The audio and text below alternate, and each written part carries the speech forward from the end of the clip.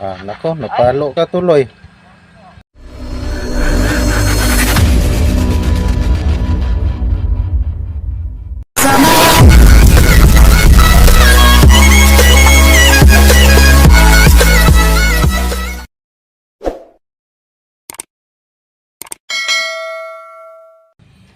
Hello, what's up guys? Magandang araw po sa inyong lahat.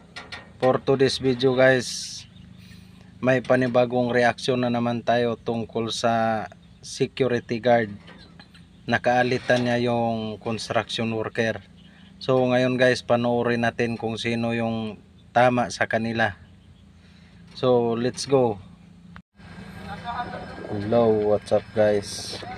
Panoorin natin yung alitan ng security guard versus construction worker.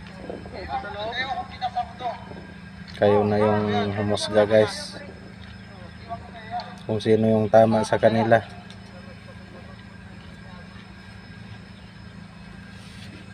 Pagkasakasa pa ng baril, alam na, ipuputok eh. Parang hinahamon pa ni kuya yung security guard.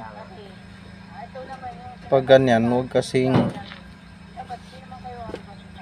pasagot-sagot eh. Kaya mga ka nanggugulo eh. Kaya nga nagtatao, saan kayo galing? Di ba tinanong nyo Galing sa kami galing. Oo, tapos kami lang yung inuhuli mo. Oo, nagtanong naman ako sa'yo. Kanino? Sino? Sa kanila siguro. Wala na?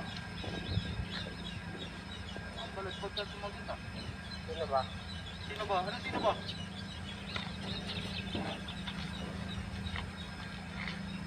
Dapat sumunod na lang. Kaya nga. Kasi yung mga security guard, may mga protocol yan sa bawat area Oo nga. na sinusunod lang yung batas ng kliyente. Alam ko rin yun, sir.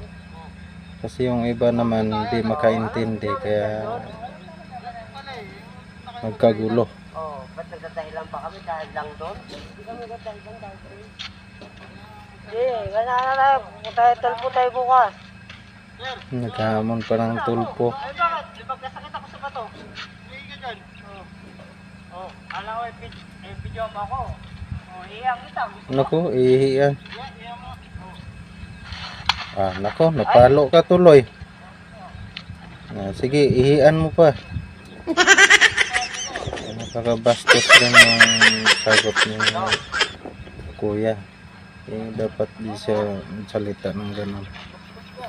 Mainit pa yung ulo ng gwardiya, tapos dagdagan pa ng salita. Ba't naman ako? Buti nga kalmado si kuya, din na Dapat yung ibang ka-5'9", lalo na pag may problema. pero hindi mo dapat paluin yun, sir. Nako. Kaya kayo na humusga guys kung sino yung tama sa kanila. Pero dapat hindi mo naman ganun.